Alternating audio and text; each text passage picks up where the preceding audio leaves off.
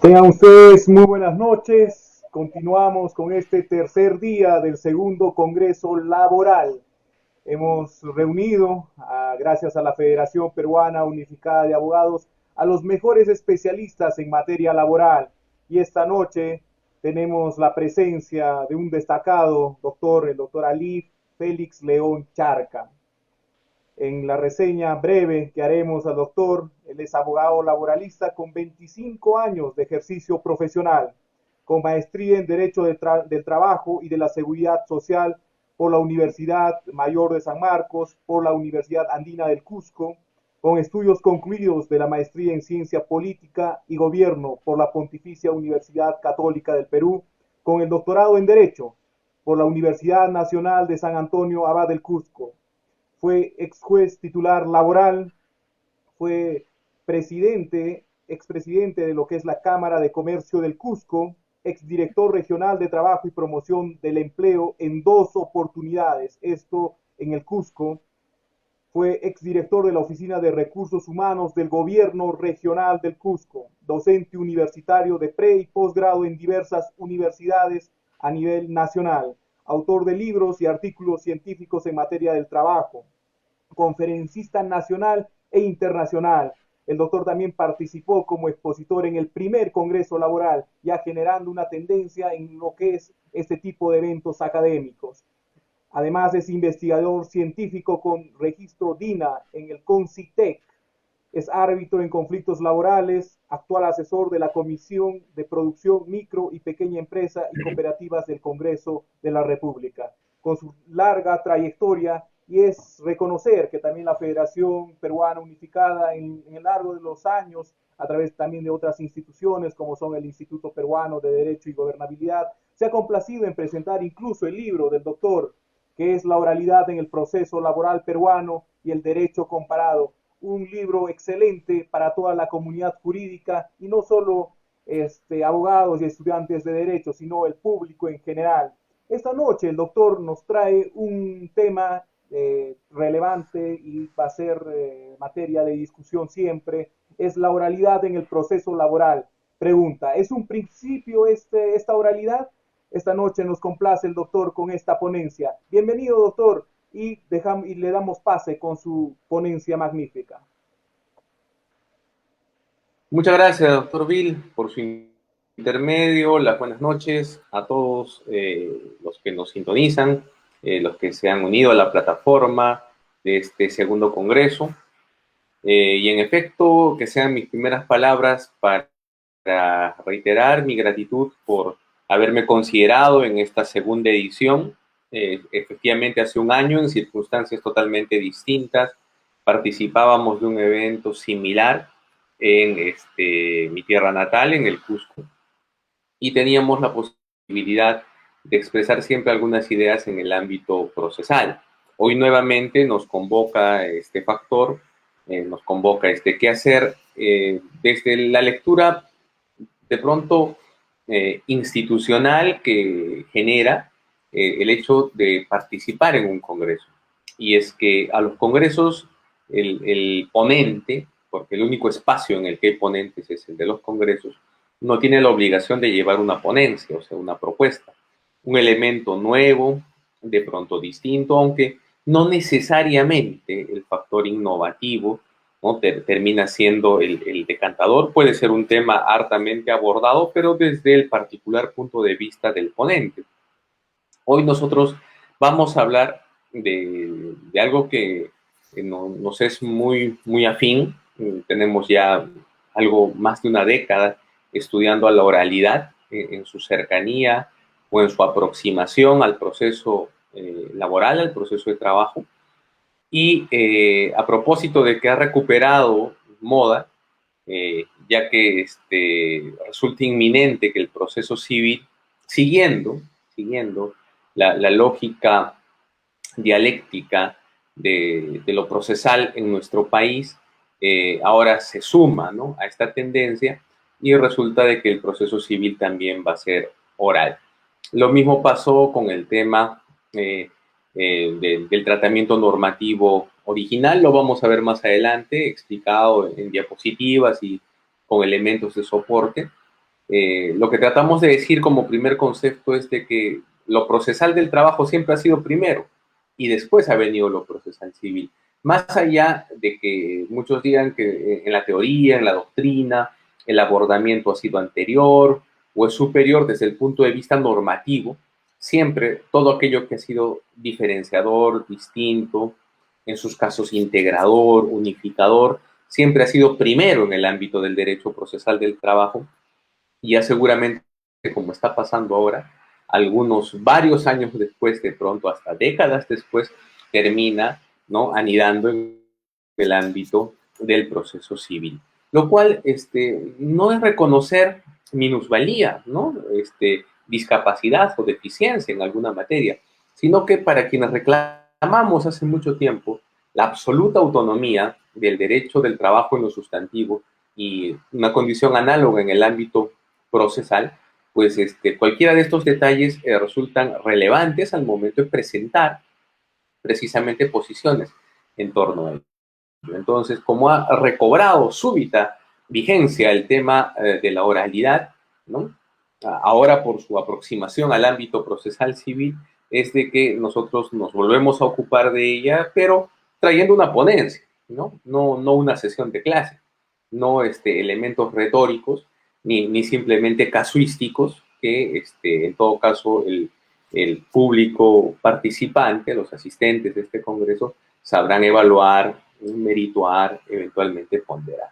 Nos preguntamos si la oralidad es un principio, y lo hacemos desde la perspectiva de nuestra materia.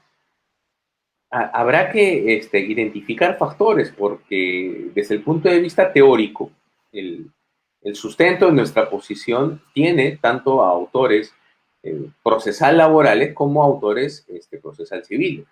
Entonces, cada quien que saque sus conclusiones y al cabo de estos 30 o 35 minutos que nos separan del final de nuestra participación, ojalá enriquecida con sus preguntas, con su cuestionamiento, pues podamos todos arribar a una mega conclusión, a la satisfacción del deber cumplido, al menos por el día de hoy, y al haber intentado siquiera satisfacer las expectativas de los organizadores al momento de habernos convocado a este segundo congreso. Muy bien.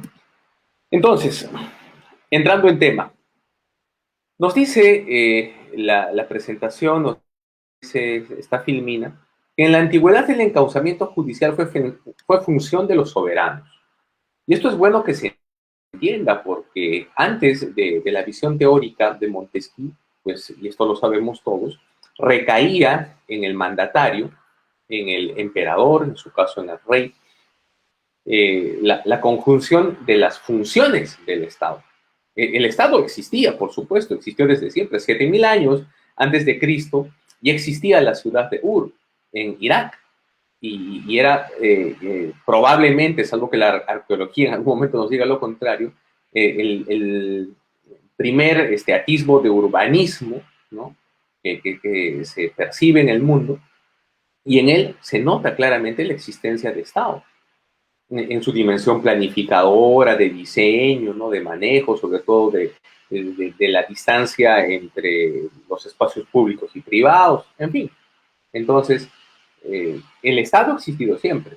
Lo que comúnmente en algún sector de la teoría del derecho constitucional se denomina poderes del Estado, hoy ya modernizada esta percepción y aterrizada esta misma, funciones del Estado, pues todas coincidían y se nucleaban en un agente, que era el soberano, el mandatario, el que al mismo tiempo era poder ejecutivo, poder legislativo y poder judicial.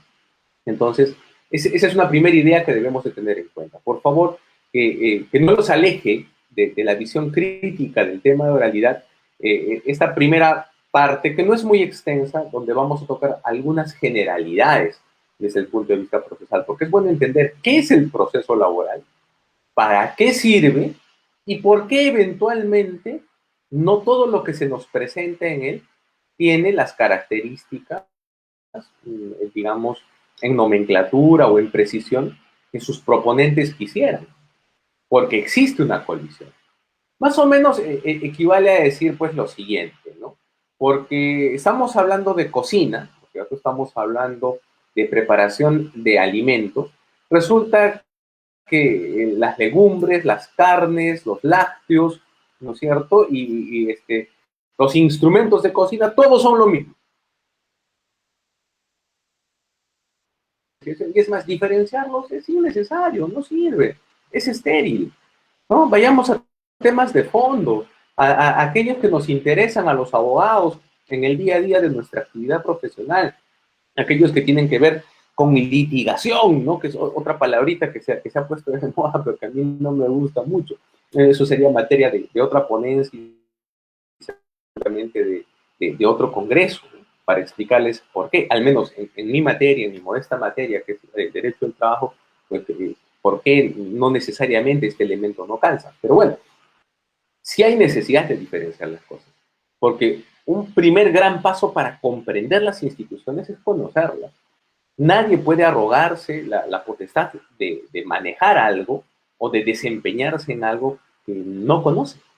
Y parte de conocer determinada materia es ser preciso en el manejo terminológico de su contenido. Porque de lo contrario, pues nuestra tendencia va a ser siempre a improvisar, a sobreestimar algunas cosas, como lo que queremos demostrar hoy, a subestimar algunas otras, como perfectamente podríamos presentarles en su momento, y en su caso a confundirlas, lo cual ya es bastante penoso e incómodo. Entonces, esta primera parte es fundamental. Yo les ruego que le entiendan para que cuando entremos cabalmente en el fondo de lo que nos motiva, la propuesta de nuestra ponencia, o sea, nuestra posición, no caiga en saco roto este esfuerzo. Sé que es tarde, que es viernes en la noche, que estamos a horas de celebrar el Día de la Canción Criolla, y para algunos la Noche de Brujas, no sé si en formato virtual, cuidando la distancia social, o bajo el natural imperio del desorden caótico de nuestro país, donde todo el mundo hace lo que le parece, ¿no es cierto? Respetuosos de esos abordamientos, nosotros diremos de que hagamos un esfuerzo intelectual a esta hora de la noche para entendernos bien y que esta posibilidad de interacción que nos permiten los organizadores del Congreso sea valiosa para todos. Entonces, vamos con las citas, ¿no? Vamos con lo que dice la doctrina.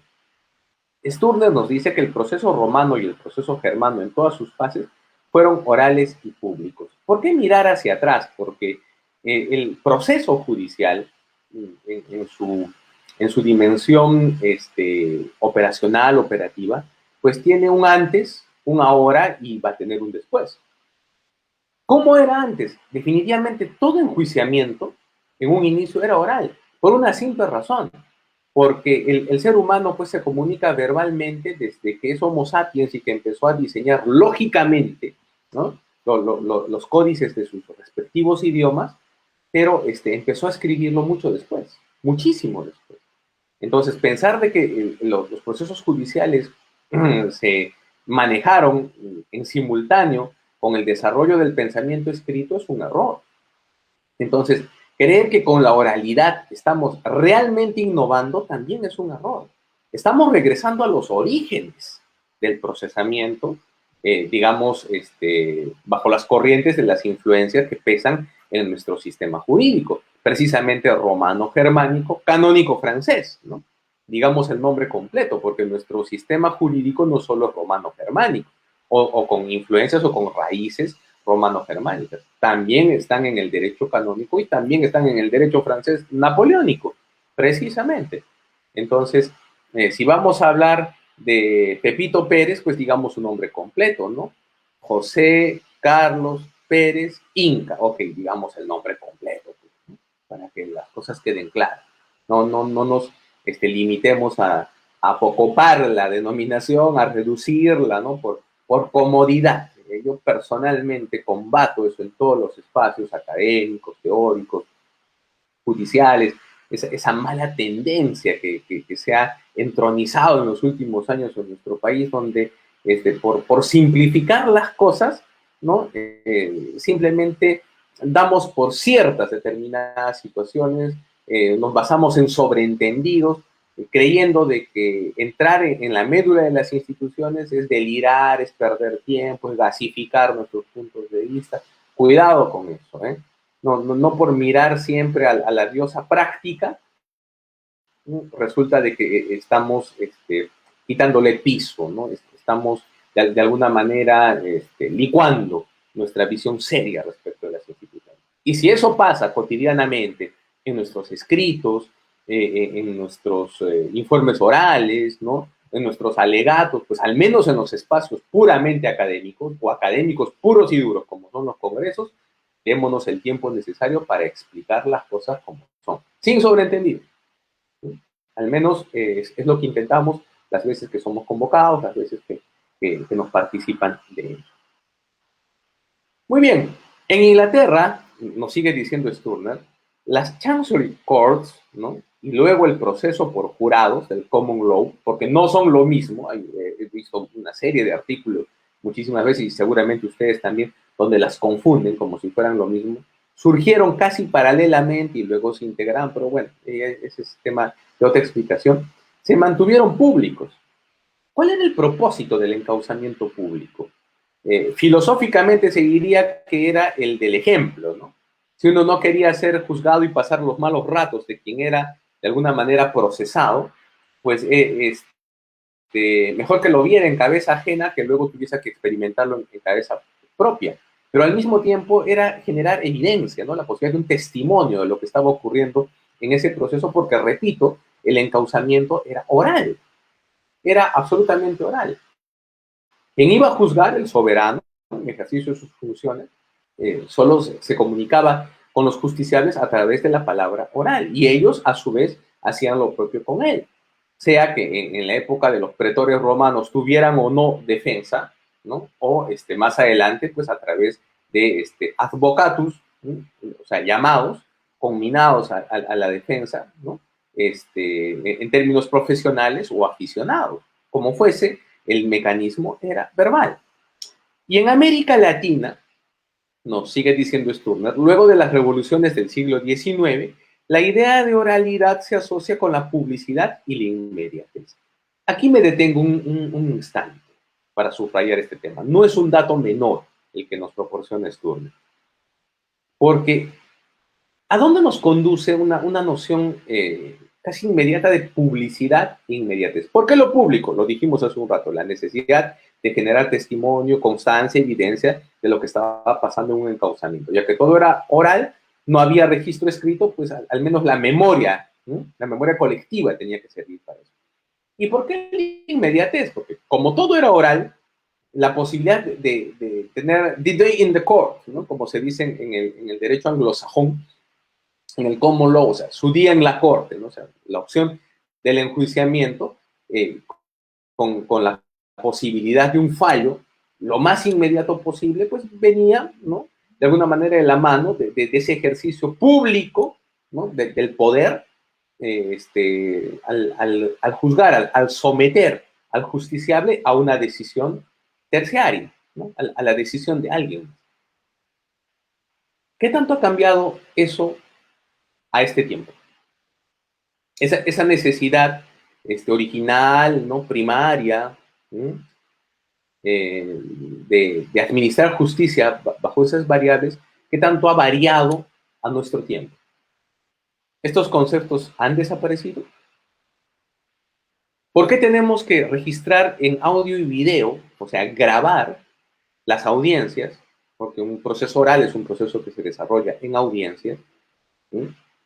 Más allá de que no todo el mundo pudiese estar pendiente o que ya no se utilicen las plazas públicas para el juzgamiento en el afán de generar constancia, pero es brindarle un soporte, ¿no?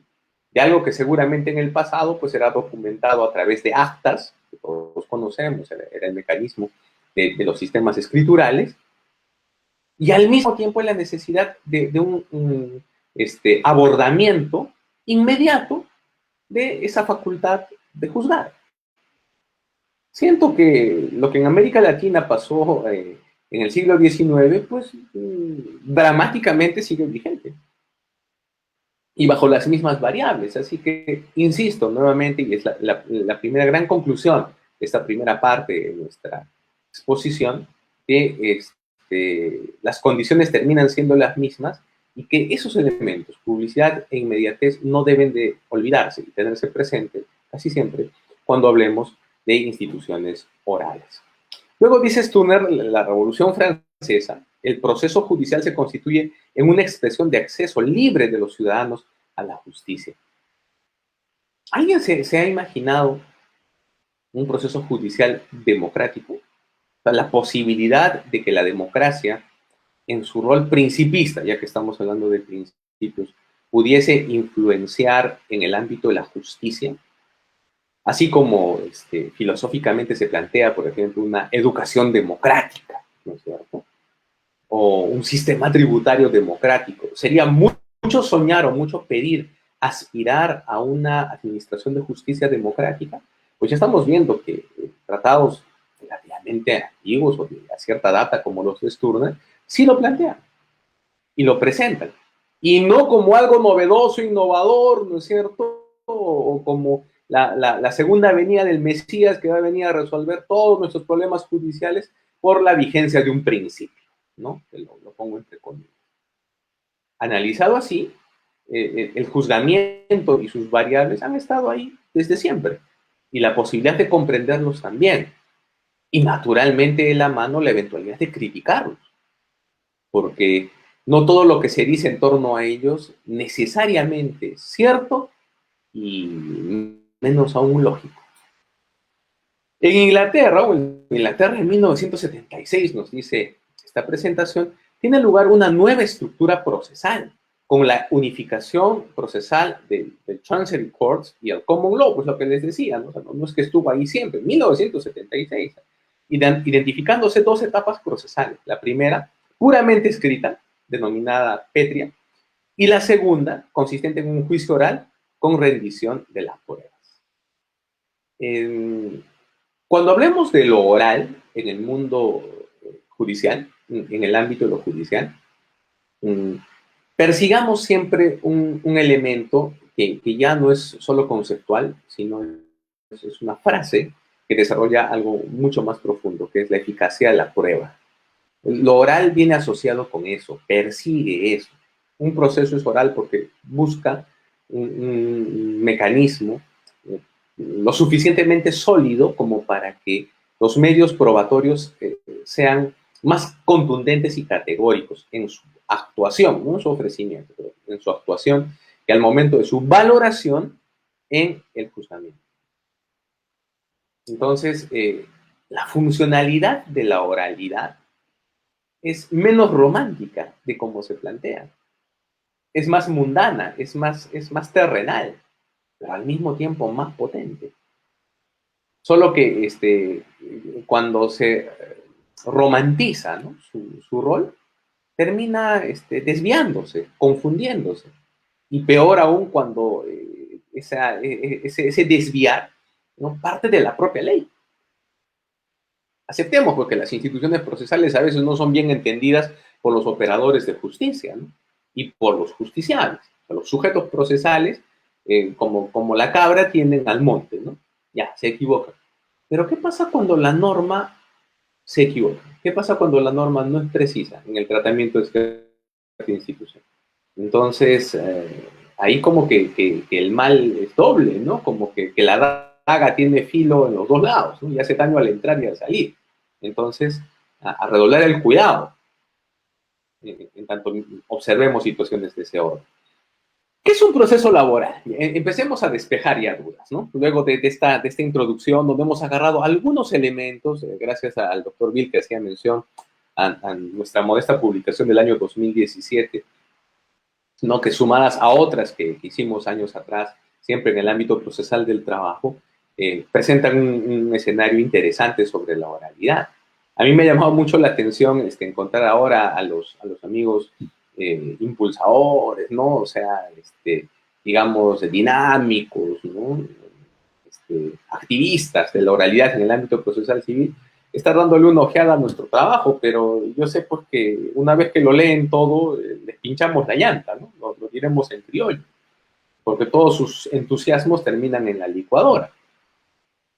Algunas razones las vamos a explicar ahora, ¿no? Pero hay que ser sinceros, pues, ¿no? Parte de hacer ciencia es ser honesto, ¿no? Y presentar las cosas como la realidad nos las muestra, más allá de nuestras pasiones, más allá de nuestro corazoncito.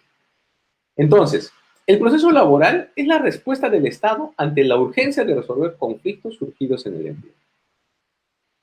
Es un medio, es un resultado, es una política pública. Entonces, es el fruto de la abstracción de quienes creyeron que mediante determinado diseño la conflictividad, ¿no?, de los trabajadores y de sus empleadores podrían resolverse mediante ese mecanismo. El proceso es un mecanismo, una secuencia ordenada, preclusiva, preestablecida de actos y actuaciones procesales que no son lo mismo, eso ustedes lo saben muy bien, y que concluyen en. Entonces, en nuestro modesto trabajo, pues nosotros nos hemos sumergido en la oralidad en su verdadero rol, ¿no? De nuestro libro se deriva parte de lo que estamos sustentando hoy día, más otras cosas, ¿no? Porque nuestra ponencia va un paso más allá de lo que planteamos en nuestro libro. Ahora estamos criticando un aspecto de la nomenclatura, un aspecto del título preliminar de la Ley Procesal del Trabajo, respecto al tratamiento de la oralidad en nuestra legislación, pero comprendiendo las instituciones. O sea, si el proceso es la respuesta, en sí mismo es un mecanismo, ¿sí?, es la sumatoria de actos y actuaciones. El proceso también es un cúmulo de procedimientos. Por eso es que era un error referirse antes a los procesos judiciales como procedimientos judiciales. Procedimiento es la forma de proceder, la forma en la cual se acude ante el órgano jurisdiccional y la forma en la cual el órgano jurisdiccional responde. Entonces, en un proceso implícitos están una serie de procedimientos. Y eso es bueno explicarlo también. Nos dice luego la presentación que la resolución de conflictos laborales fue una necesidad histórica anterior a la regulación de derechos y obligaciones de empleadores y trabajadores. Pero por supuesto, en materia de trabajo, lo procesal fue anterior que lo sustantivo. Muy anterior. Y la explicación está más abajo. Visto así el fenómeno, no importaba que por mucho tiempo los institutos del derecho sustantivo del trabajo se hayan comprendido en apartados del derecho común civil. Vean ustedes el Código Civil del 36. Se hablaba, ¿no?, del trabajo como una suerte de mercancía, ¿no? El trabajo había sido cosificado, ¿no es cierto? O sea, era parte del patrimonio de las personas. El propio trabajador en sí mismo era un elemento, pues, disponible, ¿no?, bajo esa variable, y el salario, la jornada, de pronto algunas retribuciones colaterales estaban ahí tratadas en el Código Civil, en el caso peruano, en otros países con mucho más clamor y con mucha más demora todavía. Eso cambia en 1984 en nuestro país, aunque es cierto que ya habían habido reformas anteriores, eso hay que reconocerlo, pero en 1984 el Código Civil, pues, decide sustraerse de tocar temática del trabajo, porque ya en los 70s, como lo vamos a ver después, la legislación en materia de trabajo ya había tomado cariz social en nuestro país, en la etapa de gobierno de Velasco. Entonces, esa es la explicación. Pero lo procesal era anterior. En otros países ya habían juzgados de trabajo, siendo que las instituciones que se administraban estaban recipendiadas en códigos civiles.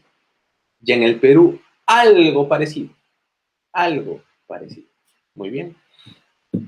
El antecedente más genuino de tribunales encargados de resolver asuntos vinculados al empleo lo constituyen los famosos Conseils de Prud'hommes, ¿no?, en Francia en 1806. 1806. O sea, tiempo después, poco tiempo después de la Revolución Francesa. Eran tribunales paritarios con representación de los asalariados, ¿no? O sea, tribunales donde el Estado tenía representación, los empleadores y los trabajadores también. Ese diseño no ha estado tan ajeno en Latinoamérica. En Brasil, hasta la reforma de hace unos años, el trabajo de Getúlio Vargas, un presidente de larga data y de viejo cuño en el Brasil, un presidente populista, dio lugar a tribunales paritarios en el Brasil, que funcionaban muy bien, que funcionaban muy bien.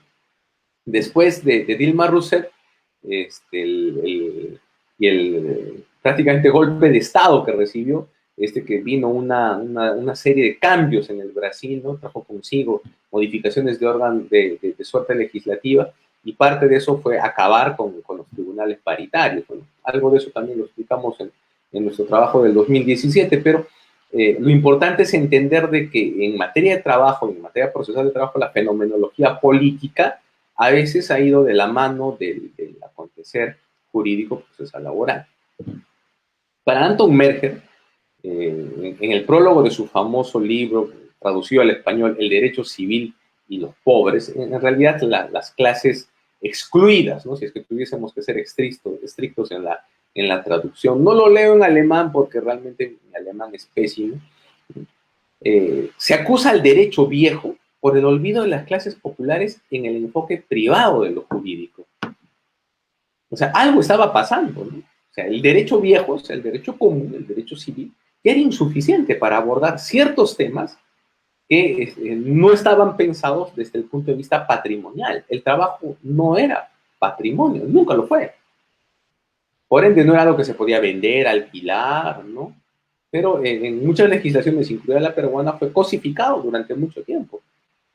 La legislación civil abordó temática del trabajo. Eso es algo que debemos entender. El derecho del trabajo se ha separado de ese tratamiento original, ¿no? Espurio, que le dio el legislador en su momento para ir adquiriendo autonomía, pero eso no ha pasado pues hace 200 años o hace 500 años.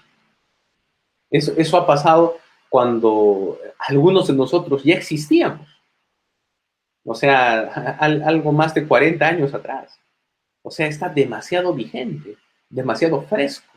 Hay muchas heridas que todavía no se han cerrado. Por eso, utilizar las banderas de la autonomía del derecho del trabajo y del derecho procesal del trabajo es un encargo medular, cardinal, de todo laboralista que se precie en hacerlo. No es una tarea acabada. Máxime cuando afrontamos en el día a día esa actitud avasalladora de los civilistas y de los procesal civilistas, sobre todo en el ámbito de los procesos judiciales, que tratan de civilizar el proceso del trabajo y de tratarlo como si fuese un proceso gemelo o un proceso menor derivado de los procesos civiles. Hace un rato acabamos de decir, primero ha sido en el ámbito procesal del trabajo y luego en el ámbito procesal civil. O sea, si hay alguna relación de dependencia es al revés. Las instituciones primero se han abordado en el ámbito del derecho procesal del trabajo, pero la tendencia es siempre llevarlo todo hacia la órbita del Código Procesal Civil, en todas las instituciones. Y aunque la razón es el desconocimiento, pues no hay otra explicación, no se sabe cómo funciona en el ámbito del derecho del trabajo, pues esta no es suficiente razón como para olvidarse que estamos hablando de una materia totalmente autónoma en lo sustantivo y en lo procesal. Para tener presente esto y cómo la literatura más selecta de su tiempo, desde aquellos años, le decía a los estudiosos de ese tiempo, y nos lo vuelve a decir a nosotros ahora, de que el derecho civil siempre, en todas sus expresiones, fue insuficiente para abordar lo relativo a las clases marginadas desde el punto de vista social. Mucha atención en relación a eso. El famoso Manuel Alonso Olea nos refiere que en España, hasta 1908, no existieron jueces ni procesos del trabajo. 1908, amigos míos, siglo pasado, no estamos hablando de 500 años atrás. El maestro Barbagelata sostiene que la tendencia en la segunda mitad del siglo XX, adoptada por varios países latinoamericanos, fue la aprobación de códigos o leyes orgánicas de trabajo que regularon temas sustantivos y procesales laborales. Y pues, las famosas leyes orgánicas del trabajo, las leyes generales del trabajo, que abordaron pues tanto temas sustantivos como procesales, incluidos algunos códigos laborales, ¿no? El término no es tan afable ni tampoco ha sido tan difundido en los últimos años, pero existieron, en algunos casos existen, ¿no? Tapia nos dice que en Chile, hasta el retorno a la democracia, se sometió los asuntos laborales al proceso regulado por el Código Procesal Civil. Miren hasta dónde llegó Pinochet, ¿no? Pinochet no solo fue genocida, no solo desapareció gente, sino que también desapareció el derecho del trabajo y el derecho procesal del trabajo en Chile. El encauzamiento de la temática judicial laboral se hacía a través del Código Procesal Civil. Pues no seamos Pinochet, pues. No seamos dictadores, torpes, ¿no? Tercos y genocidas, en este caso legicidas, cuando queremos darle al proceso del trabajo un decantador, un catalizador puramente civil. No nos portemos como ese esperpento de la historia latinoamericana. Hagamos un esfuerzo por ser mejores y respetemos la verdadera autonomía de las instituciones. Ya en el ámbito nacional, nuestro amigo Eugenio Paredes Infanzón nos dice que la ley 1378, expedida el año 1911, establece un listado de derechos y obligaciones que debían de ser declarados o ejecutados por los denominados jueces comunes. 1911, Perú. La especialización laboral tuvo su primera aproximación en el año 1924, con la famosa ley 4916, que estableció un tribunal arbitral constituido por el Estado, empleadores y trabajadores. Que lo tripartito no estuvo vigente en el Perú, ahí está la evidencia, en 1924. Y era arbitral, justicia privada. Y hoy pareciera que el arbitraje es la moda, ¿no? Es vanguardista, es de los últimos 15 años. Miren desde cuándo, y miren en qué materia. Esos que creen que en determinadas áreas del ámbito comercial o civil, pues se inventa la pólvora, ¿no es cierto? Bueno, aclararles eso. La ley 6871 de 1930, sostiene Paredes, creó los primeros juzgados de trabajo competentes para conocer asuntos litigiosos de los empleados del comercio y accidentes de trabajo de los obreros. 1930. Pero la legislación sustantiva en el Perú comienza en los 70, 40 años después, pero ya existían tribunales. Ya existía especialidad procesal del trabajo. Eso es lo que trato de demostrarles en esta primera megaparte de nuestra intervención. Para que nos demos cuenta de lo que hemos venido a explicar hoy día y cómo precisamente estos detalles le dan forma a nuestra ponencia. Mediante el Decreto Supremo de 16 de abril de 1941 se crea el Tribunal de Trabajo competente para resolver reclamaciones de carácter individual de los obreros de Lima sobre pagos de salarios e indemnizaciones. 1941. Recién, mediante el Decreto Ley 19040, Ley Orgánica de Trabajo de 1971, dictado por el general Juan Velasco Alvarado, se alcanza autonomía para los órganos jurisdiccionales laborales, al haber creado los denominados fueros privativos de trabajo, tribunales y juzgados. 1971. 1971, Ley Orgánica de Trabajo, Juan Velasco Alvarado. Muy bien. La autonomía del derecho procesal adquiere madurez en el Perú velasquista, pues estamos viendo, ¿no? Con la dación del decreto ley 18471, la famosa primera ley de estabilidad laboral en el Perú, la 18471. Para reforzarse esta tendencia, normas procesales que para el efecto se dictaron. O sea, esta tendencia dio lugar a que se mantuviera con los años, ¿no? La especialidad en el ámbito procesal laboral. O sea, hasta eso le debemos a Velasco, por si acaso. El decreto ley 21109, modificado por el decreto ley 22466. El famoso decreto supremo 0380-TR, como nota apostillas, ¿no? Con esta norma es que yo estudié el derecho procesal del trabajo y con el cual me enamoré del derecho procesal del trabajo, una norma de 1980, ¿no? 0380-TR. Luego vino la famosa reforma de la ley procesal del trabajo, denominada nueva ley procesal 26636, y después de la nueva ley procesal del trabajo 29497, que es la que tenemos en la actualidad vigente, ¿no? Que tendría que ser la novísima, ¿no? Porque si vino a enmendar de la plana a la nueva ley procesal del trabajo, esta tendría que ser la novísima. Ambas se llaman así, ¿no? Nueva ley procesal del trabajo. El maestro Couture, como se le debería decir, Couture, como le decimos en castellanizado, al origen noble de su apellido, sobre la naturaleza del proceso del trabajo, nos dice lo siguiente, y lo vamos a leer entrecomillado para no errar en su cita. El derecho procesal de tipo individualista es insuficiente, injusto para los conflictos derivados de la relación de trabajo. Insuficiente e injusto. Lo dice Couture. Sobre su finalidad, lo anterior sobre su naturaleza, ¿no? Ya nada que ver pues, con el derecho procesal civil, eso es lo que nos está diciendo, ¿no? el Gran Couture, el Gran Couture. Sobre su finalidad, es establecer la igualdad perdida por la distinta condición que tienen en el orden económico los que ponen su trabajo y los que se sirven de él para satisfacer sus intereses. Más claro ni el agua, ¿no? O sea, quienes creen que Eduardo J. Couture solo escribió en temas procesal civiles, pues se equivocan. También le interesaba mucho el derecho procesal del trabajo. Le parecía seductor, altamente revolucionario, con una potencia inconmensurable, capaz de cambiar el destino y la historia de los pueblos. Con el tiempo va a ser así, porque vamos a tener que afrontar una gran crisis sustantiva que va a ser la gran crisis del empleo mundial, producto del maquinismo. Lo que algunos ya han venido a llamar la cuarta revolución industrial. Por ahí he leído hasta que ya hablan de una quinta revolución industrial. Simplemente cuando se permitan que los circuitos integrados hagan lo que muchas personas hacen en este momento para rendirle utilidades a los empleadores. ¿Eso qué cosa va a producir? Lo que se produjo en Europa cuando la máquina de vapor, que no es un invento de James Watts o Jaime Watts, como se le quiera llamar, sino su adaptación al ámbito industrial, dio lugar al desempleo masivo de trabajadores, sobre todo textiles, en Europa. Lo mismo va a ocurrir cuando masivamente nos vayamos a la calle, todos aquellos que nos veamos laboralmente afectados por circuitos integrados haciendo nuestro trabajo. Entonces, en ese momento, la potencia socioeconómica, sociológico-económica del derecho del trabajo tendrá que salir a luz, como un mínimo, como un múltiplo, ¿no?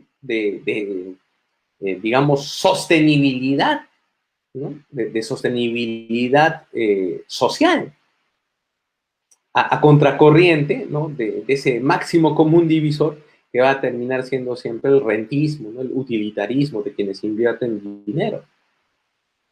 Algo así como el derecho agrario fue para los años 60, el derecho del trabajo tendrá que ser para los 2000, pero desde una perspectiva mucho más innovadora, porque ya no podremos hablar del derecho del trabajo, ¿no? En una dimensión casi adjetivista.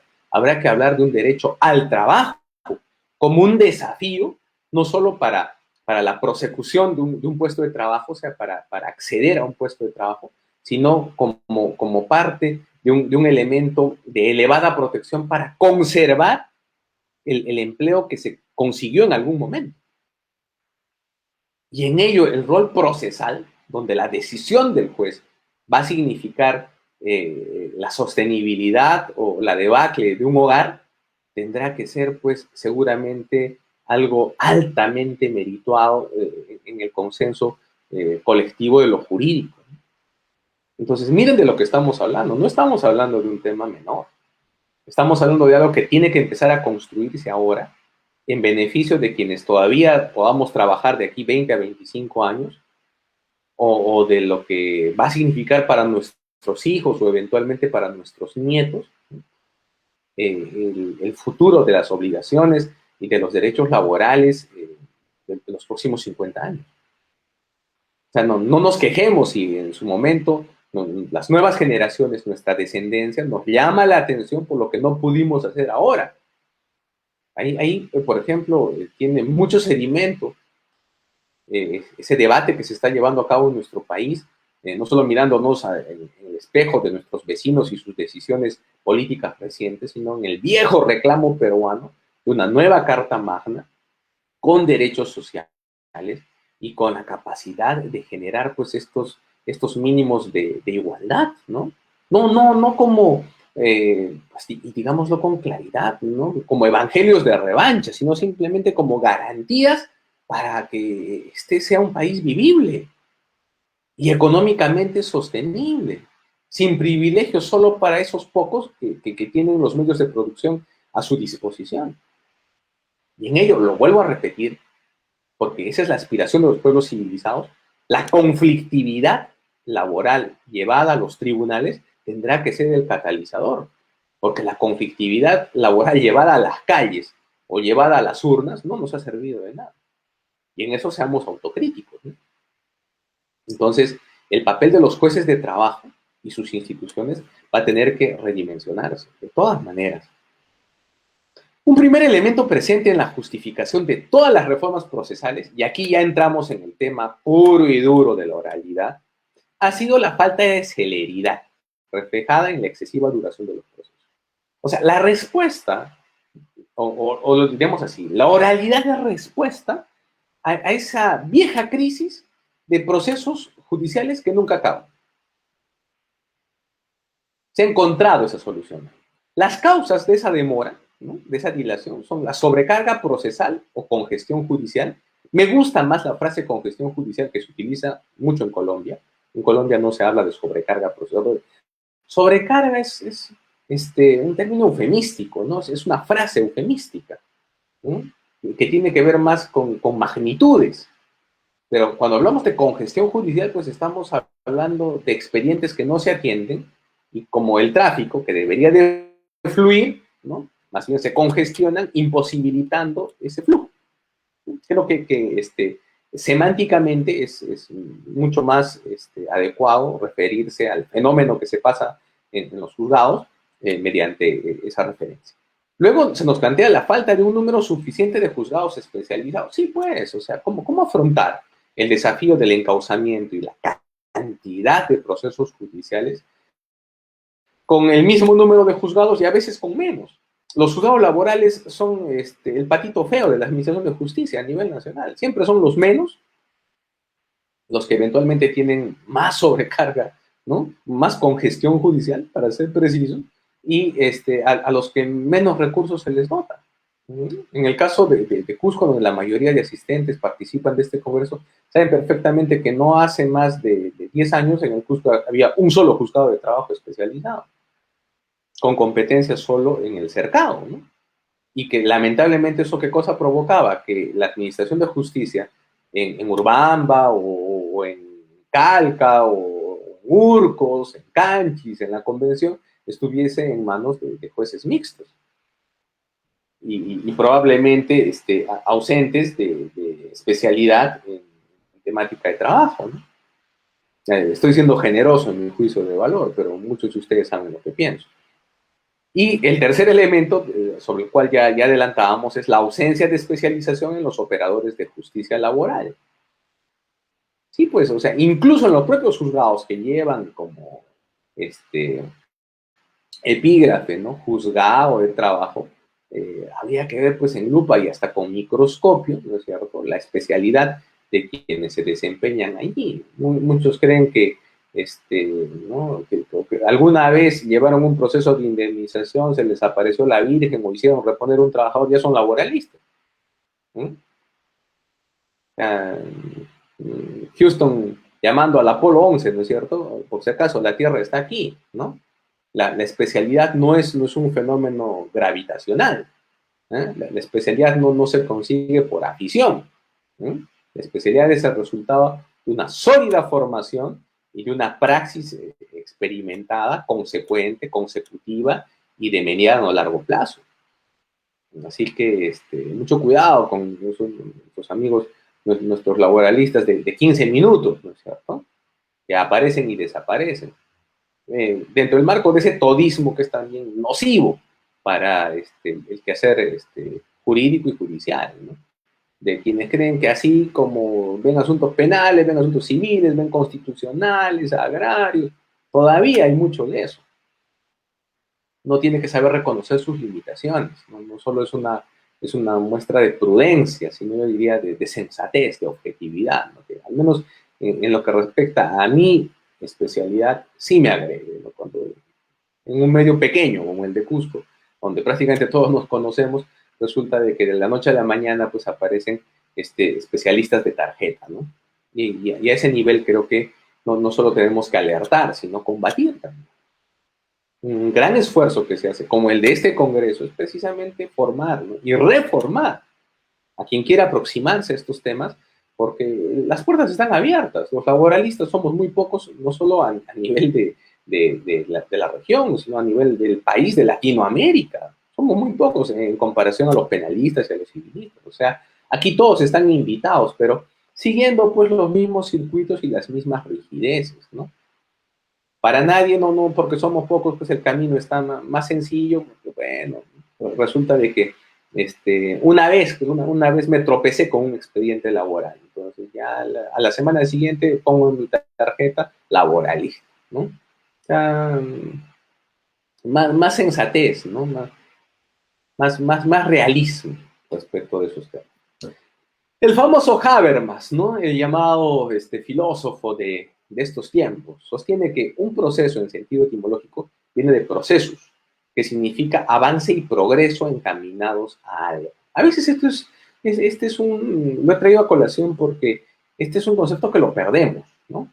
Nos disipamos, o sea, uno tiene que saber que uno no litiga por litigar. Hay un propósito, y el propósito es la paz social en justicia desde el punto de vista inmediato. Desde el punto de vista inmediato es la solución del conflicto concreto. Entonces, desde el punto de vista inmediato, todo proceso sirve para generar paz social. ¿Realmente aportamos en eso, abonamos en eso? Y desde el punto de vista social, de los derechos laborales, ¿estamos enfocados a eso? Ese avance progresivo, ¿no? Seguimos desarrollando a Habermas, debe entenderse como una estructura de reglas y actos en busca de resultados formales, o sea, sentencias. Actos y reglas y actos. Reglas, normas, diseño, actos, actividad, ¿sí? Desde el punto de vista de la Administración de Justicia, decisiones interlocutorias o de otra naturaleza, con el propósito de fallar, ¿no es cierto?, de sentenciar lo que se ha sometido a conocimiento del órgano competente. Los conflictos jurídicos de trabajo no son otra cosa que las diferencias entre empleadores y trabajadores reguladas por el derecho laboral sustantivo. El derecho de trabajo sustantivo se detiene en esos temas. O sea, el leitmotiv de la conflictividad laboral está en las diferencias entre trabajadores y empleadores. Miren cuánto tenemos que tener en cuenta antes de ver si determinado instituto resulta del todo compatible o no con lo que estamos estudiando. De lo contrario, nos perdemos. Y si entramos en tema directo, pues no conocer todo esto nos desvía. Y lo que les decía, peor aún, nos confunde. Entonces, resulta indispensable. Para Mansuetti, que es uno de mis autores favoritos desde el punto de vista procesal, nos dice que el proceso laboral constituye el mecanismo implementado por el legislador para llevar a la práctica efectiva las normas sustantivas de protección al trabajador. Qué lindo concepto, ¿no? O sea, el proceso es una herramienta que permite que la protección jurídica del trabajador, ¿no es cierto?, se vea implementada a través de una práctica efectiva que termina siendo el proceso judicial. Qué interesante concepto. O sea, no hay que perder de vista qué se administra, para qué se administra y por qué se administra. En sentido lato se entiende que un proceso laboral es oral, en tanto la forma de sus actos procesales privilegie la forma hablada por encima de la forma escrita. Simple. Cuando un proceso es oral, cuando sus formas nos digan que por encima de lo escrito estará lo oral, lo hablado. Ya está. Desde ese punto de vista y empezando ya con nuestra crítica y con la parte final de nuestra ponencia para esta noche, queda claro entonces ¿de qué se trata la oralidad en un proceso laboral? Esta premisa nos ubica en un plano formal. Forma algo que adopta determinada estructura. ¿Y qué más? Nada más. Nada más. En su momento, las famosas MARCs, ¿no?, los medios alternativos de solución de conflictos, fueron la solución frente a la congestión judicial o sobrecarga procesal. Ojo, el motivo por el cual se pretende la reforma, tanto en el ámbito procesal civil como se pretendió en el ámbito procesal del trabajo hace ya casi 15 años, fue la congestión judicial. Ok, con oralidad vamos a resolver lo que no pudimos resolver con MARCs, con medios alternativos de solución de conflictos, hace 20 años atrás, y que se suponía lo resolvíamos con MARCs. Eso es lo que me parece gracioso, ¿no? Desde el punto de vista de, de ya no del derecho procesal, porque en realidad este no es un tema de derecho procesal, es un tema de política jurisdiccional, ¿no es cierto? Nos sorprende el Poder Ejecutivo cada cierto tiempo con determinadas medidas, perdón, diré el Poder Judicial como instituto, estoy hablando mal, el Poder Judicial como institución nos sorprende con medidas que tienden a corregir el problema de la congestión judicial.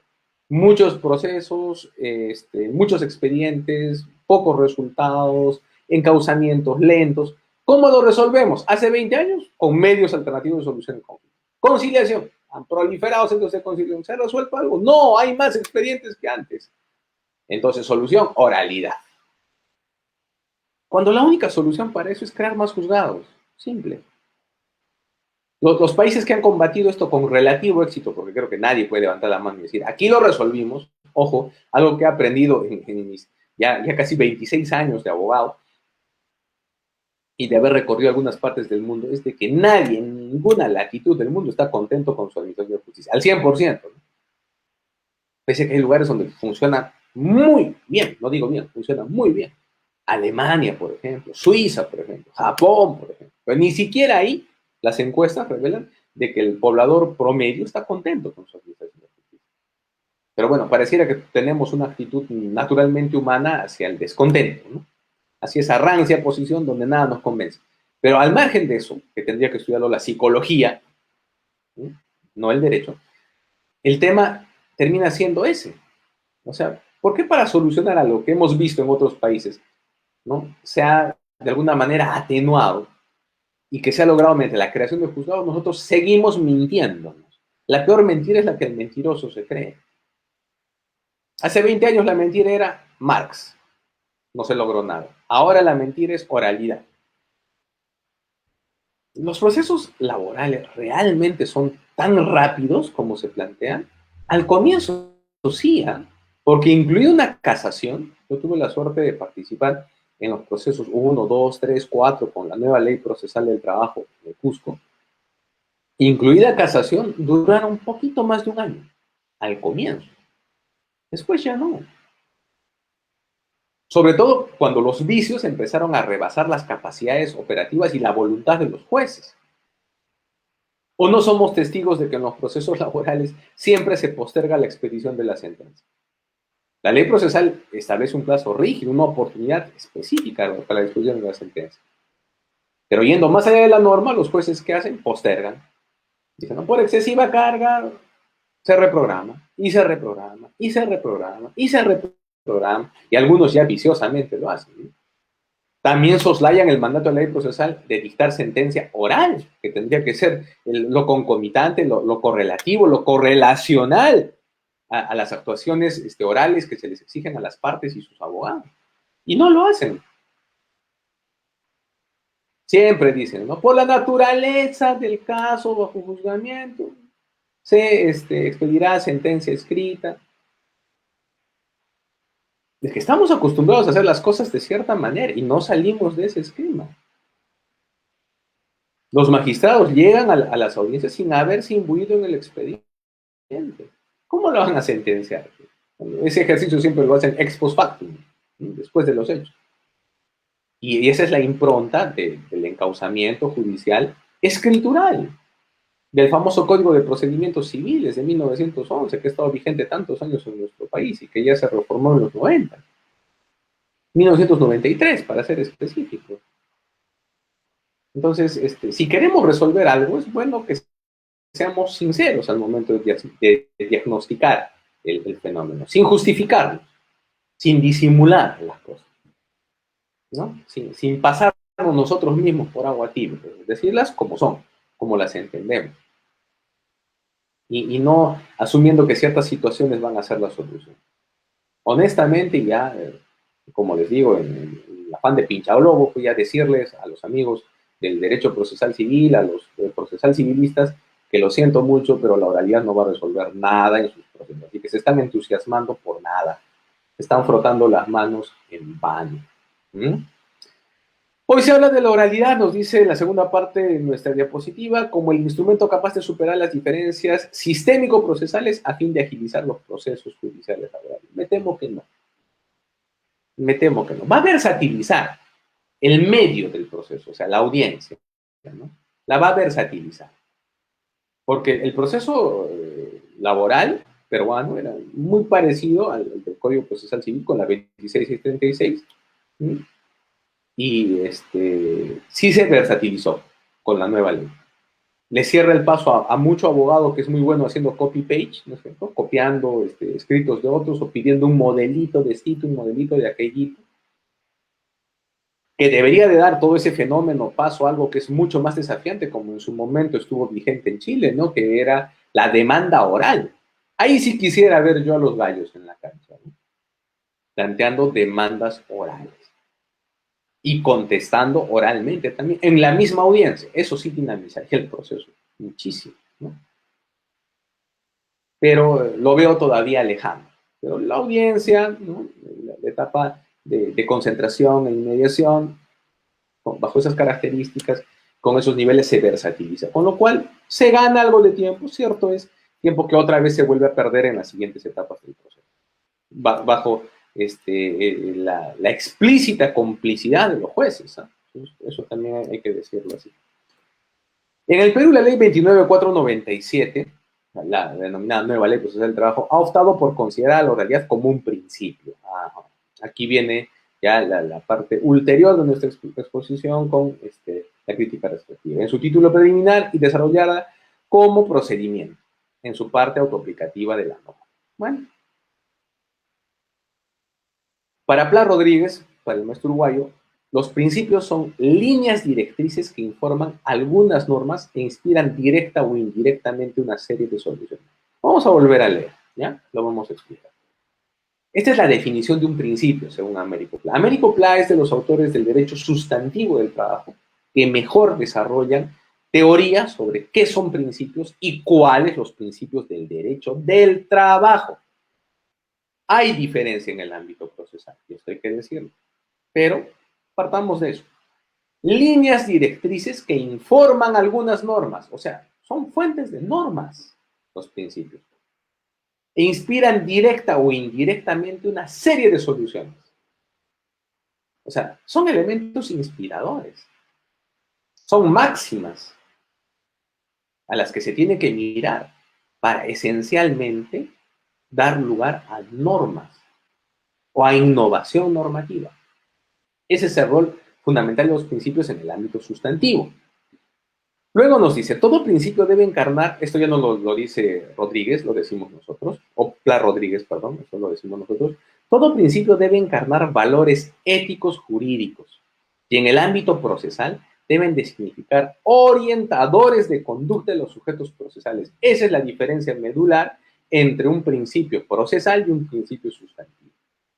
Un principio procesal puede ser fuente, ¿no? o directriz de normas, sí, o sea, eso es común en lo sustantivo y en lo procesal. Pero en lo procesal, además, el principio debe ser orientador de la conducta de los sujetos procesales. O sea, debe de decirles qué hacer para lograr algo, pero encarnando valores éticos jurídicos. O sea, no cualquier cosa es un principio en el ámbito procesal. No cualquier cosa puede ser un principio en el ámbito procesal.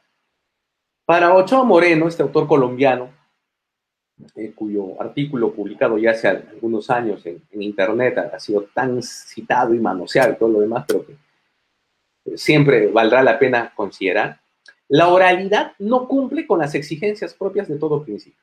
En efecto, no encarna ningún valor ético jurídico específico. Solo pretende realizar valores propios de otros principios o pseudoprincipios. En Colombia, además de principios, existen los que se conocen como los pseudoprincipios o los protoprincipios. O sea, institutos que parecen principios, se comportan como principios, pero no lo son. Entonces, explicar esto es fundamental. Dice que al no encarnar valores éticos jurídicos, la oralidad pretende realizar valores propios de otros principios, o sea, los valores que informan otros principios o pseudoprincipios, ¿no? Tales como la rapidez en el desarrollo del proceso. Eso es celeridad. La celeridad es un pseudoprincipio, un protoprincipio. La comunicación directa entre el juez y las partes y entre aquel y la producción de la prueba, esa es la inmediación. O sea, esos elementos que son, de alguna manera, los que resaltan, los defensores de la oralidad, no son la razón de ser de la oralidad. Son la razón de ser de la celeridad y de la inmediación. La inmediación sí es un principio, la celeridad es un pseudo o un proto principio. Muy bien. Desarrollo interrumpido del proceso, concentración. Desarrollo ininterrumpido, perdón, del proceso. La concentración. La concentración es un orientador de conducta, es un pseudo principio. Es decir, refiriéndose nuevamente a la oralidad, es apenas un instrumento, en ocasiones eficiente y en otras no tanto, para lograr plasmar algunos principios y sus respectivos valores, o para materializar otras reglas técnicas, pseudo principios. Entonces, la oralidad ni siquiera es un pseudo principio. Ya queda claro que no es un principio, ¿no? Ni siquiera es un pseudo principio. Entonces, ¿qué es?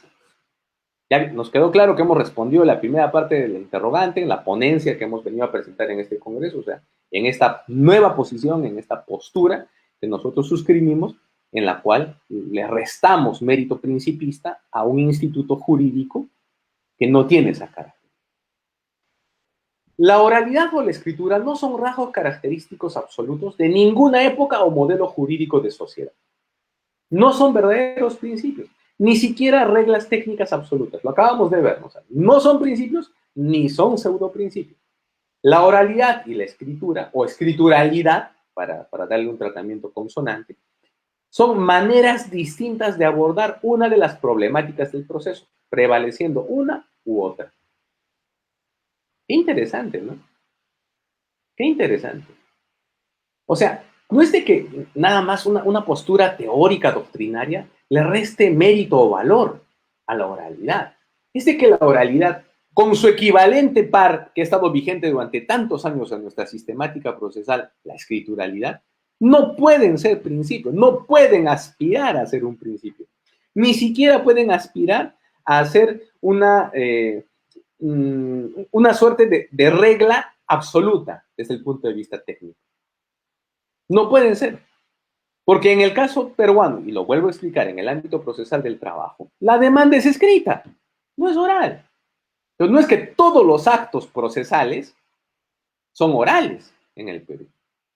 Imagínense el emplazamiento, ¿no? O sea, la notificación con el acto postulatorio y la resolución de admisión del proceso.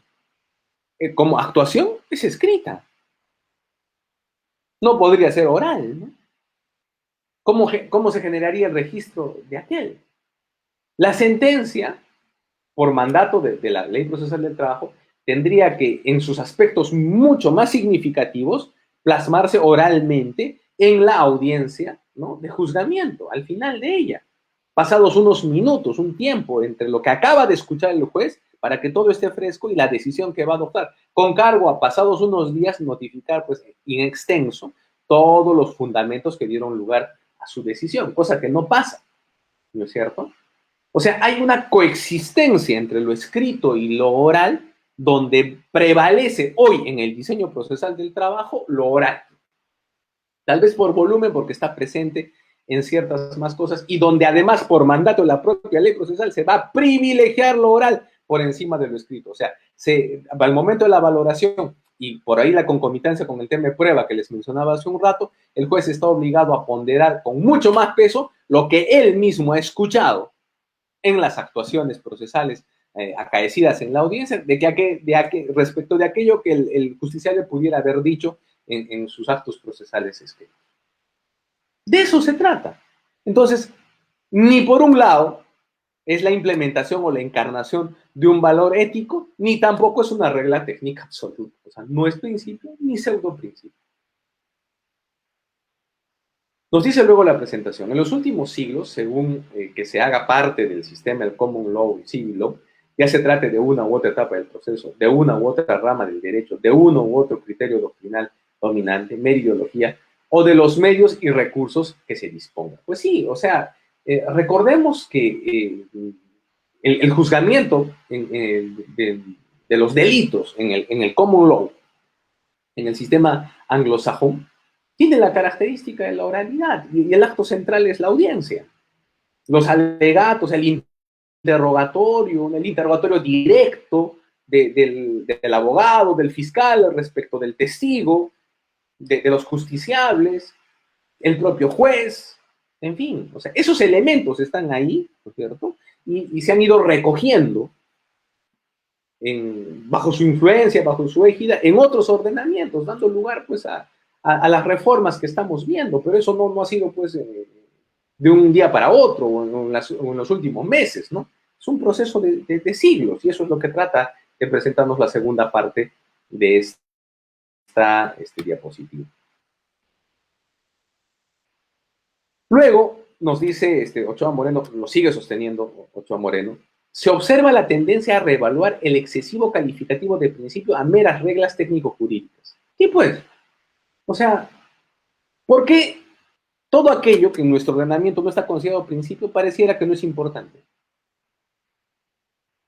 ¿Por qué en un diseño procesal laboral como el nuevo, ¿no?, de la 29497 en nuestro país, no le damos la verdadera ponderación a institutos que tienen mucho más mérito sin ser principios, como por ejemplo, terminan siendo los fundamentos del proceso? Ese es un aporte que estoy segurísimo la reforma procesal civil va a recoger, porque mucho más importante que los principios, que son orientadores de normas, como acabamos de ver, esencialmente, están los fundamentos procesales, dentro de los cuales, por ejemplo, el soberano es el debido proceso. O sea, ¿por qué aquello que no nos suena bien al oído, pues no queremos comprenderlo? Y miren la frase que utilizo, no queremos comprenderlo. Porque estamos acostumbrados. ¿Será cierto eso que recen esa vieja balada que a veces escuchamos en Radio Felicidad, que la costumbre es más fuerte que el amor? ¿Mm? No todo puede ser costumbre, pues no todo puede ser consuetudinario, y porque ya estamos acostumbrados a algo, pues tiene que seguir siendo así. Luego López Blanco, Hernán López Blanco, ¿no?, concordando lo que hemos dicho hace un rato y citado por Ochoa Moreno, dice lo siguiente: los verdaderos principios informadores del derecho procesal son escasos. Ojo, esto se subraya y se pone en negrita, son escasos.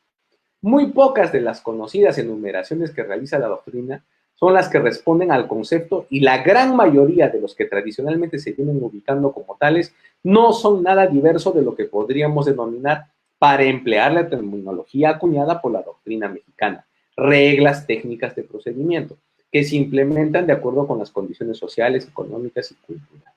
O sea, reglas técnicas de procedimiento, ¿cómo le llaman en México? Efectivamente, López Blanco es un autor colombiano también, al igual que Ochoa Moreno, pero están utilizando derecho comparado para hacer juicios de valor en este momento. Nos dice de que, ¿por qué esa tendencia, no? ¿Por qué llamarle principio a todo? Hay que reevaluar, dice Ochoa Moreno, ese excesivo calificativo. Y efectivamente, ¿no?, para López Blanco termina siendo algo parecido, ¿no? No responden al concepto de principio, ¿no? Y la gran mayoría de los que tradicionalmente se vienen ubicando como tales, o sea, la gran mayoría de esos institutos a los que les llamamos principio, quiere decir, no son nada diverso de lo que podríamos decir, o sea, no son nada distinto de aquello a lo que podríamos llamarle reglas técnicas de procedimiento. ¿No es mejor llamarle a las cosas por su nombre? Al pan llamarle pan, al vino llamarle vino. ¿No es mejor? ¿Mm? Y luego, solo mencionar la posibilidad de que en un proceso se consagre, por ejemplo, esto ya es llevar al ridículo, lo dice Ochoa Moreno, yo lo cito aquí parafraseando, que en algún momento a alguien se le ocurra, en algún título preliminar, hablarnos del principio de deslealtad, del principio de parcialidad del juez, del principio de dilación del proceso o de inexistencia de la cosa juzgada. Repugna, dice Ochoa Moreno. Con lo cual es evidente lo exclusivo y restrictivo de los verdaderos principios. Una de cuyas notas salientes se reitera es no admitir contrarios. Brillante la cita del autor que hemos traído esta noche para tratar con ustedes, ¿no? O sea, podría ser, ya que la tendencia es llamarle principio a todo, y cualquier cosa puede ser principio, Que no nos sorprenda, pues algún día en alguna legislación vamos a encontrar el principio de dilación del proceso. Es un principio de demorar, pues, las causas. O sea, lo está diciendo en ridículo, ¿no? Eso es un sarcasmo, lo que está aquí. No va a pasar. Pero como hay esa tendencia y prácticamente todo puede ser considerado principio, que Dios nos coja confesado. Vaya, cuidado. Entonces, yendo más allá de la postura estrictamente formal, ya estamos en la última presentación, en la última lámina, vamos a explicar qué cosa es la oralidad. Ya que no es un principio ni es un pseudo principio, lo vamos a decir. Pero antes de citar a Mansuetti, quien nos dice, la oralidad no reviste la condición de principio en el procedimiento laboral, léase proceso laboral, ¿no? O un rasgo característico, o sea, no es un rasgo característico del proceso laboral, la oralidad, por si acaso, o propio del mismo. Tiene que ver, sí, con la inmediación que se requiere, ya lo habíamos visto antes, citando a otros autores, para que el encargado de resolver el diferendo pueda tomar un conocimiento más directo de las cuestiones y los hechos que hacen a la discusión. Cierto, les decía, la oralidad se vincula mucho con el tema de actuación probatoria, pero ello no necesariamente debe quedar circunscrito a las reclamaciones laborales. Perfecto. Podría estar como lo está en el proceso penal, podría estar como se pretende ahora en el proceso civil. Eso no va a hacer que la oralidad sea más o sea menos, pero no es un principio. No es afín al proceso del trabajo. Lo dice Mansuetti, no lo decimos nosotros. Pues si la oralidad no es un principio, no es un pseudo principio, ¿qué es la oralidad? La oralidad es un procedimiento, uno de tantos procedimientos de los que se compone el proceso, a la sazón del mandato de la ley. Una forma de proceder, igual que la escrituralidad, que no está consagrado a nivel principístico, no aparece en ninguna parte del título preliminar, pero las actuaciones son escritas. Algunas actuaciones y actos son escritos. Algunos actos y prácticamente todas las actuaciones. Todas las notificaciones son escritas. ¿O hay alguna notificación oral? ¿Sí? Yo sé que en el ámbito procesal penal medio que existen, ¿no? Las notificaciones telefónicas, ¿no? Uno lo llaman y le dicen cuándo va a ser su audiencia. Algo lo sé por cultura general, ¿no? No porque me desempeñe en esa materia o porque nunca lo he hecho, la verdad lo ignoro. Lo sé solo referencialmente. Pero no me imagino una actuación, ¿no? Inspirada en el principio dispositivo o dispositivo atenuado, como dicen algunos tratadistas, como es el proceso de trabajo, o como tendría que ser en todo caso el proceso de trabajo, recibiendo una llamada, pues un abogado donde le digan que su audiencia ha sido reprogramada para dentro de 2 días.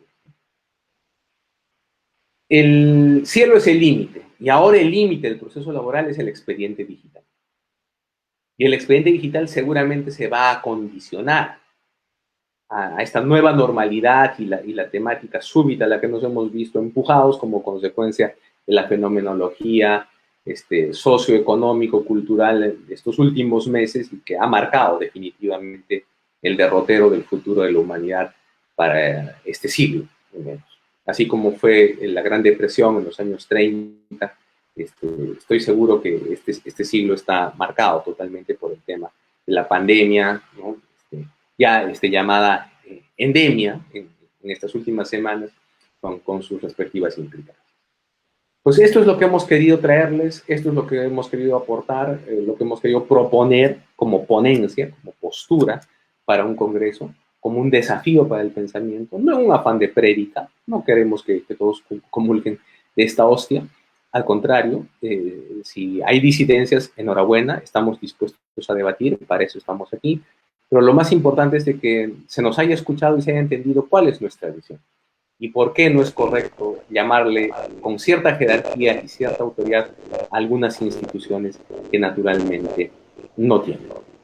Terminamos indicando que España, Colombia, Venezuela y Perú son los países en Latinoamérica donde la oralidad recibe el calificativo de principio. No es un tema universal, no ocurre en todos los países, ni estamos hablando de un fenómeno generalizado.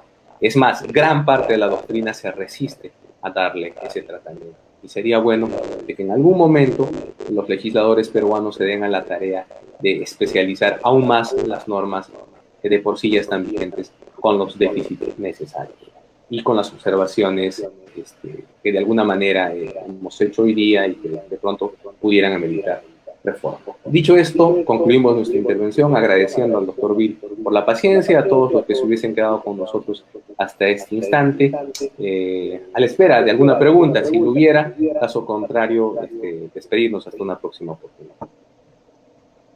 Muchas gracias, estimado doctor Ali.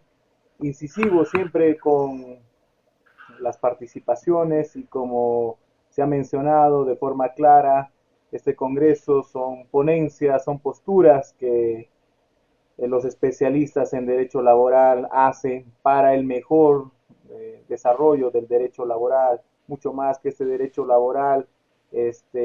Falta este tipo de capacitaciones, este tipo de congresos, eventos, porque como menciona el doctor Ali, bueno, existe una gran cantidad en lo que es en materia penal, materia civil, pero en materia laboral existe todavía muy poco. Y además es así la naturaleza del Congreso laboral, de ya crear factores o ya lineamientos específicos en base a lo que son criterios respetados. Por eso se ha invitado a diversos especialistas en derecho laboral y esta noche el doctor Ali ha dejado en claro cuál sería lo que es la consagración de la oralidad dentro del proceso laboral, ¿no? Al no considerarlo como un principio, sino solo como un instrumento dentro del procedimiento laboral. Muchas gracias, estimado doctor Ali. Le mandan saludos las participaciones que han tenido los asistentes. El señor Ricardo Conchuco Zárate le envía la felicitación respectiva también para los organizadores del evento. Se han ido registrando Karen Beatriz Quispe, Santa Cruz, Samanda Quispe, Milka Ramos, Taylor Carvajal, Willy Becerra Vera, y entre otros asistentes que han estado siguiendo lo que es la participación y la ponencia del doctor Ali León Charca. Doctor, nuevamente el agradecimiento de la Federación Peruana Unificada de Abogados, del Instituto Peruano de Derecho y Gobernabilidad, de la Sociedad Peruana de Derecho y del Instituto Yachay, que hacen posible este evento, en el tercer día, ya mañana culminamos este segundo Congreso Laboral, pero que como está siendo grabado, incluso queda como precedente para futuros eventos laborales. Muchas gracias, doctor, y sus palabras finales. Bueno, reiterarle la gratitud a usted, doctor Bill, a la asociación, a la federación, a los organismos que detrás de usted están en la organización de este segundo congreso, a mis paisanos, a mis hermanos de Cusco, a quienes siempre los tenemos presentes, sin importar dónde estemos o qué estemos haciendo. Y el propósito es, de alguna manera, también reiterado. Nuestro afán es el de provocar, el que jurídicamente es estático y que se desempeña en un rol pasivo, siempre receptivo, pues de alguna manera no va a generar cambios de conducta. En nuestro país se necesita mucho. Entonces, para poder de alguna manera arrancar con esa chispa generadora de nuevos fuegos y de nuevos cambios, uno tiene que ser desafiante. Ese es el propósito, reiterarle mi gratitud por haberme tomado en cuenta para este nuevo congreso, ponerme a sus órdenes en eventos similares y reiterarles siempre el gusto de estar a disposición de tan importantes organizaciones. Un fuerte abrazo y muy buenas noches.